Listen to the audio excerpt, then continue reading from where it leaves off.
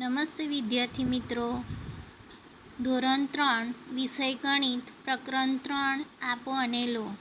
આજે આપણે આપો અને લોમાં આ ઉદાહરણ મુજબ સરવાળા અને બાદબાકી કરીશું. અહીંયા મેં એક ઉદાહરણ મૂક્યું છે. આ પ્રમાણે આપણે સરવાળા અને બાદબાકી કરવાના છે. તો અહીંયા 3 રકમ આપી છે, 40, 70 અને 30. તો આ ત્રણમાંથી જે મોટી રકમ છે એ આપણો જવાબ બનશે.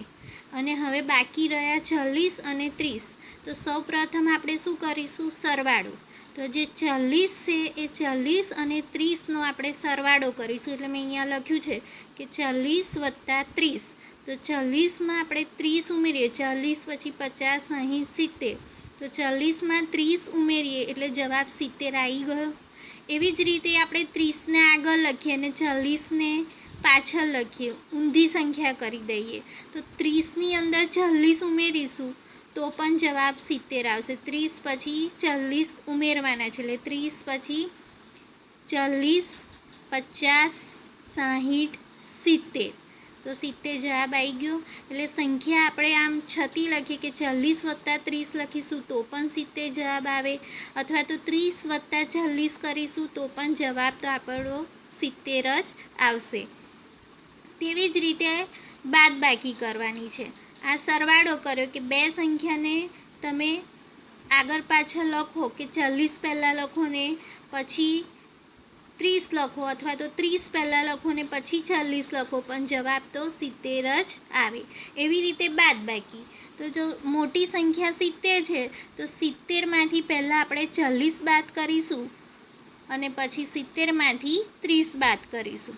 તો અહીંયા જુઓ, પહેલાં મેં 70 લખ્યા છે ને 70માંથી આ 40 અહીંયા બાદ કર્યા છે. તો 70માંથી આપણે 40 બાદ કરીશું તો આપણને જવાબ 30 મળશે.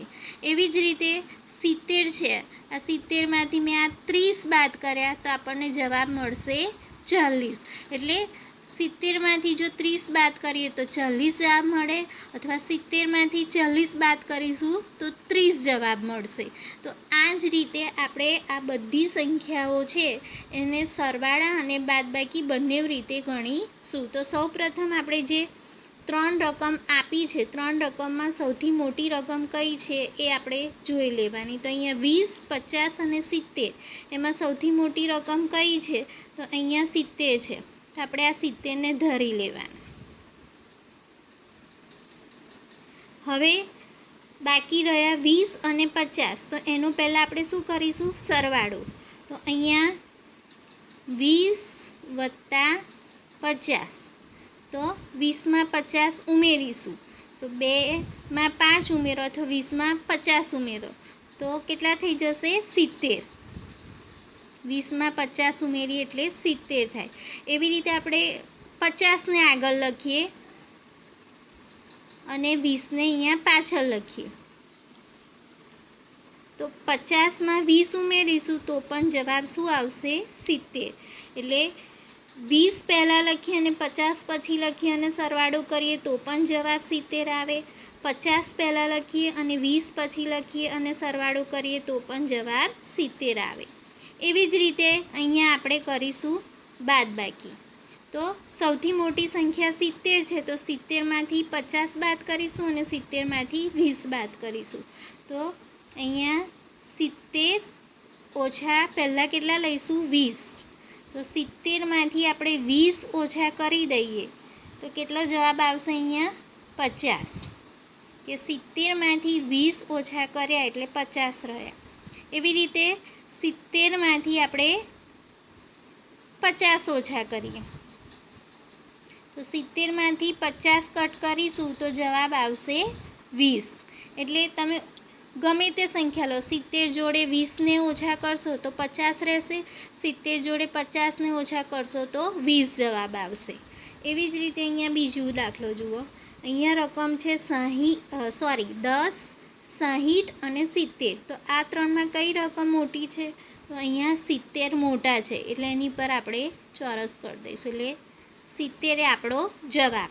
હવે આપણે શું કરીશું કે જે બે રકમ રહી છે એનો સરવાળો કરીશું. તો પહેલાં અહીંયા લખીએ 10 વત્તા 60. તો 10માં 60 ઉમેરી દઈએ તો કેટલા થઈ જશે? 70. હવે 60ને પહેલાં લખો, આગળ લખો અને 10ને પાછળ લખો. હવે 60માં 10 ઉમેરીશું તો પણ જવાબ શું આવશે? 70 આવશે. તો સંખ્યાને છતી લખો કે ઊંધી લખો, 10 પહેલાં લખો ને 60 પછી લખો તો પણ જવાબ 70 આવે. 60 પહેલાં લખો ને 10 પછી લખો તો પણ જવાબ 70 આવે. એવી રીતે અહીંયા બાદબાકી કરીશું. તો અહીંયા મોટી સંખ્યા 70 છે, તો 70માંથી પહેલાં આપણે કેટલા બાદ કરીશું? 10.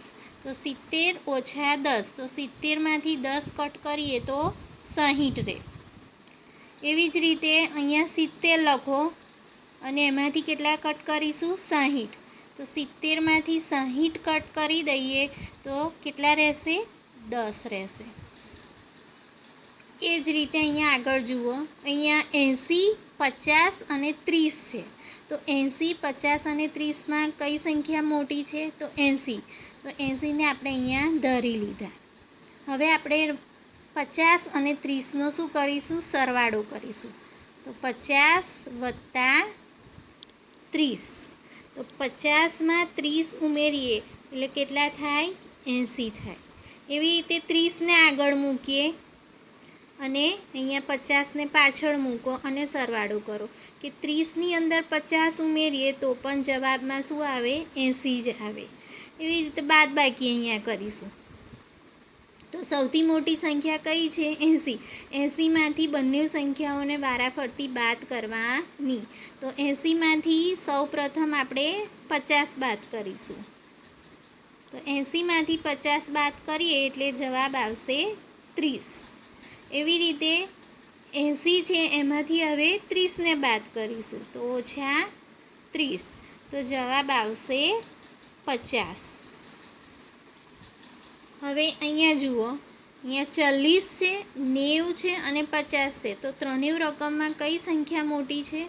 તો 90 મોટા છે. તો આપણે અહીંયા 90 ધારી લીધા. હવે આ 90 એ આપણો જવાબ છે. તો બાકી જે સંખ્યા રહી છે એનો સરવાળો કરીશું. તો 40 વત્તા 50. તો આ 40ની અંદર આ 50 ઉમેરી દઈશું તો કેટલો જવાબ આવશે? 90. એવી રીતે આ 50ને આગળ લખીએ અને 40ને પાછળ લખો. તો 50ની અંદર 40ને ઉમેરીશું તો 50માં 40ને ઉમેરીએ તો પણ જવાબ 90 આવે. તમે 40 વત્તા 50 કરો અથવા 50 વત્તા 40 કરો, જવાબ તો 90 જ આવે. એવી રીતે બાદબાકી. તો મોટી સંખ્યા 90 છે, એમાંથી 40ને બાદ કરીએ તો અહીંયા 90માંથી 40 બાદ કરીશું. તો 90માંથી 40 બાદ કરીએ એટલે 50 રહે.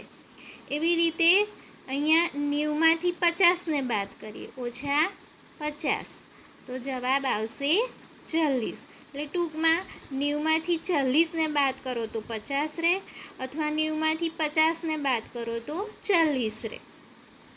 એવી રીતે અહીંયા જુઓ, અહીંયા 20 છે, 60 છે અને 80 છે. તો ત્રણેયમાં કઈ સંખ્યા મોટી છે? 80. એટલે કે 80 આપણો જવાબ છે. પહેલાં સંખ્યા જોઈ લેવાની, સૌથી મોટી સંખ્યા હોય એ આપણો જવાબ અને જે બીજી બે નાની સંખ્યા રહે એનો સરવાળો કરવાનો. તો અહીંયા 20 વત્તા 60. તો 20માં 60 ઉમેરી દઈએ એટલે 80 થાય. હવે 60ને આગળ લખીશું અને 20ને પાછળ લખીશું. તો 60ની અંદર 20 ઉમેરીશું તો પણ જવાબ 80 જ આવશે. એટલે 20માં 60 ઉમેરીએ તો પણ 80 જવાબ આવે. 60માં 20 ઉમેરશો તો પણ જવાબ 80 આવશે. હવે આ થઈ ગયો સરવાળો. હવે અહીંયા કરીશું બાદબાકી. તો બાદબાકીમાં જે મોટી સંખ્યા આપણે ધરી છે એમાંથી બંને સંખ્યાને વારાફરતી બાદ કરીશું. તો સૌપ્રથમ આપણે 80માંથી કેટલા બાદ કરીશું? અહીંયા પહેલી સંખ્યા 20 છે તો 80માંથી 20 બાદ કરીએ. તો 80માંથી 20 બાદ કરી દઈએ તો જવાબ મળશે 60. હવે અહીંયા જુઓ, 80માંથી કેટલા બાદ કરીશું? 60. તો 80માંથી 60 બાદ કરીશું તો આપણને જવાબ મળશે 20. એટલે 80માંથી જો 20 બાદ કરીએ તો 60 જવાબ મળે. 80માંથી 60ને બાદ કરીશું તો 20 જવાબ મળશે. તો આ રીતે આપણે સરવાળા અને બાદબાકી બંને રીતે દાખલા ગણીએ. એક જ સંખ્યા લઈ અને બંને રીતે ગણીએ તો સરવાળામાં એનો એ જ જવાબ આવે અને બાદબાકીમાં આપણે જે સંખ્યા ધરી છે એ સંખ્યા આપણને મળે.